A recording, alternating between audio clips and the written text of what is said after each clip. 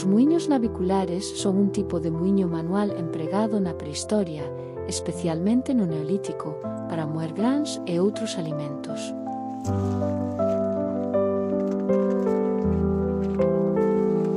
Consisten nunha pedra fixa de forma alongada e curva, similar a un barco, de aí o termo navicular, sobre a cal se desliza outra pedra máis pequena, chamada moedeira ou muiño de man, para triturar os materiais.